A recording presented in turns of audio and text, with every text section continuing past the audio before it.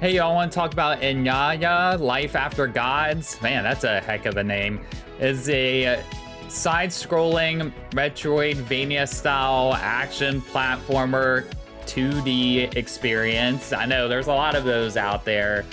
And this one is a little bit different in terms of the way it's presented. It is mostly presented in a 2D style, but they have anime cutscenes added in as well during the game. Now, to me, that's like the highlight of this game. I think the anime cutscenes they have in this are really good. I think they're really well done and really well made. The gameplay is fun to play. You're kind of, you know, going through the map, figuring things out as you go. You played these games before, you know what you're getting into. The combat's fun to go with. You're collecting different tools to get you different places along the way. The game does give you a map pretty early on, so you can kind of look around, see where you need to go. There are checkpoints throughout the map as well. Not in every little spot, but every once in a while you get a checkpoint. Every once in a while you'll get a little spot where you can heal and save. And then there's like a spot towards the beginning too where you can choose from 3 different types of weapons to start with, and you can always go back later and switch the style of weapon that you want to use to vary up the gameplay a little bit, essentially.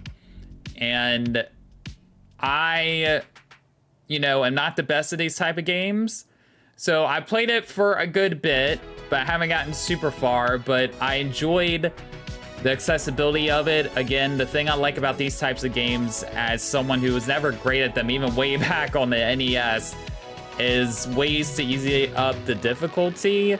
I know a lot of gamers are like, it's like, oh no, how dare you, that ruins it, but I appreciate that a lot. And I picked the easiest difficulty, the story, but then I moved up to normal and played it on that for a bit, and would only switch the story when needed. But I played more of it normal than story, and you know, the game does a good job of giving you like power-ups to refill your health, and it played well on controller. I was playing it on my PC on Steam, and my PC didn't have any issues running it. My PC's a bit older and it ran through pretty well.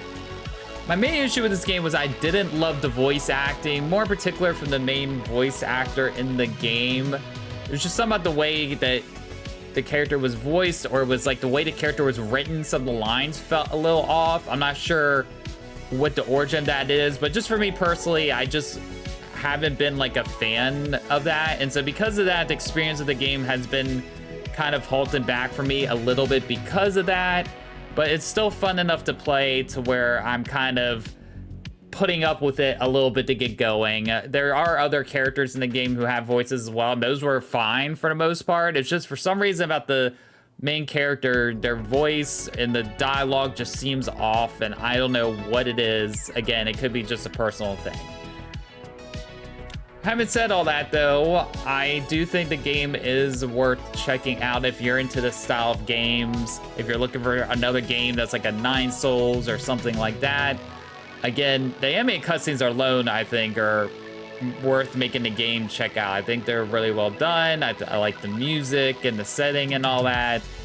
And I think it's worth your time to play it. I feel like this game shouldn't go under the radar, and hopefully people get a chance to check this out. I think it's been seen at some showcases, but I feel like it deserves to get a little bit more recognition and awareness that it is out there. Again, this is kind of the calm before the storm of a bunch of big games coming out, and I hope people give this game a chance.